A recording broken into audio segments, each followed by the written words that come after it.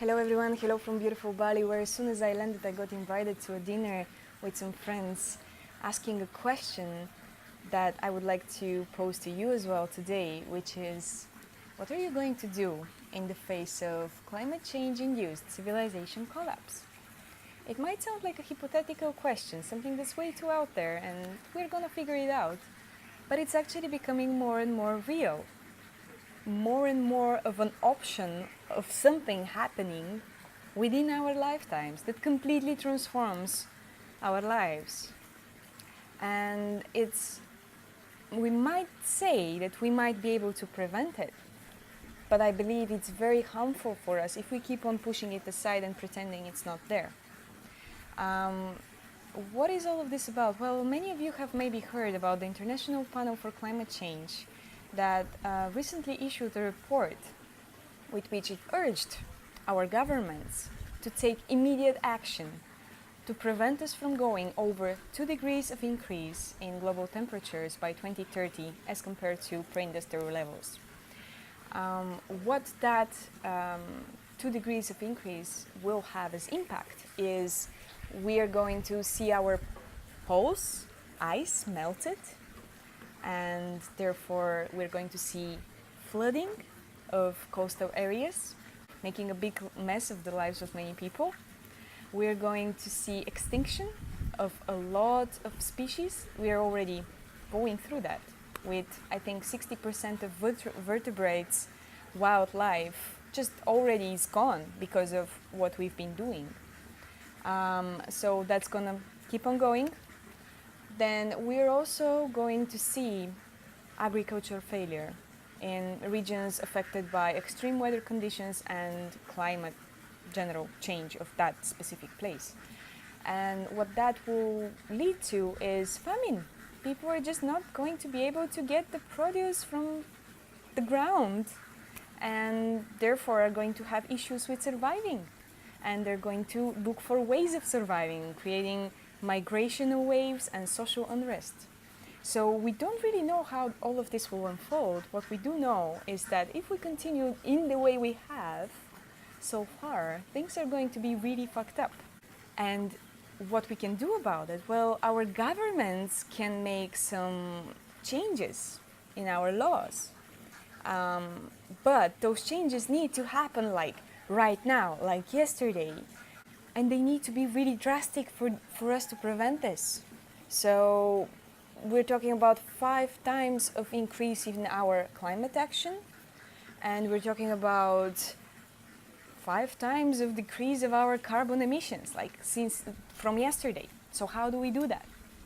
How are we going to make this happen? What kind of technology is this gonna be? And how long is it gonna take to implement? Because we have 10 years. So it's really there, guys. It's really an option. And actually, I have a friend whom I met here in March, Jem Bendel, who claims that we need to face that reality, that we might be going extinct within our lifetimes, within the next 10 or 15 years. And he spoke about this in his famous article that he published a little bit before, actually, the International Panel for Climate Change made their statement. And based on his work, actually, there was a course that was formed here in the Green School, which is this amazing, innovative school here, which attracts people from all over the world who come just so their kids can study there. Because of how sustainable everything is there. There's everything is made out of bamboo. All their operations are running in very ecocentric ways. And also because of the holistic approach and innovative approach to education that's going on there.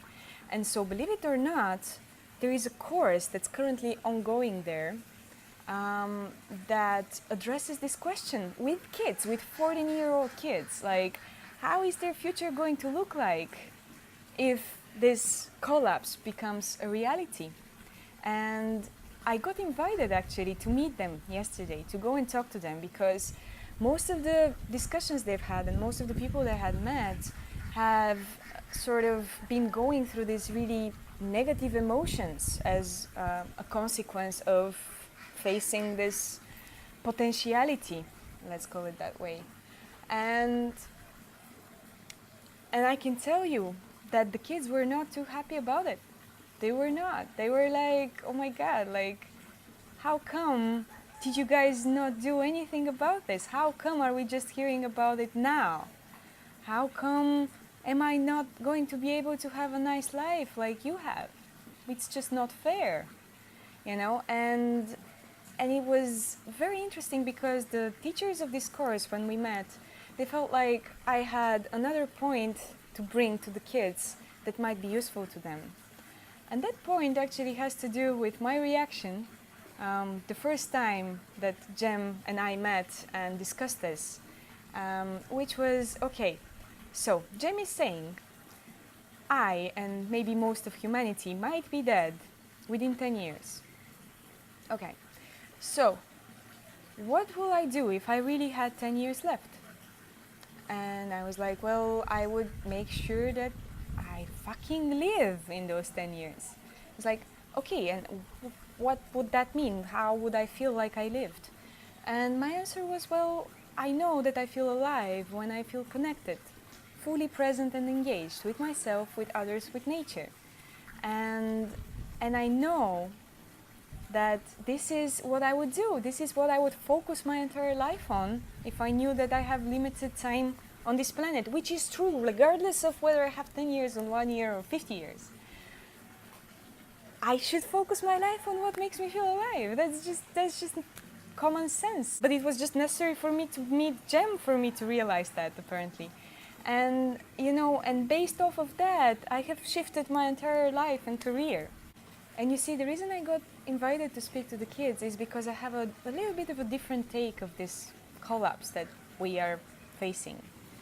And that take goes like, well, I see it as an invitation for us, collectively, as human species, to change our ways, to transform into a more mature humanity. And I see this actually as the most important task we have right now, even more important than our survival. Because I would honestly not like to see us surviving and continuing to wreak havoc on nature. Like, for me, this is the core work we have to do. We have to transform our culture, our way of being, our behavior, our way of relating to each other and to nature. And I know that my life is part of that. That my life, I want to dedicate it to changing our culture. And I do it through my coaching, through my playground work, through this book that I'm currently writing. So I would like to invite you guys to think about this question. And I would like to invite you not just from me, but I would like to invite you from the name of those kids that I met yesterday. Those 14-year-old kids that really, if you look at it, we are living such a fucked up world for them to inherit. And it's just not fair. And we should wake up as soon as possible. We should wake up, all of us, and start thinking about this and start changing our lives and the way in which our society functions. So think about it, guys. What are you going to do? What's your part to play in this? What's your part to play in living a better world for our kids? Have an amazing day. Love you.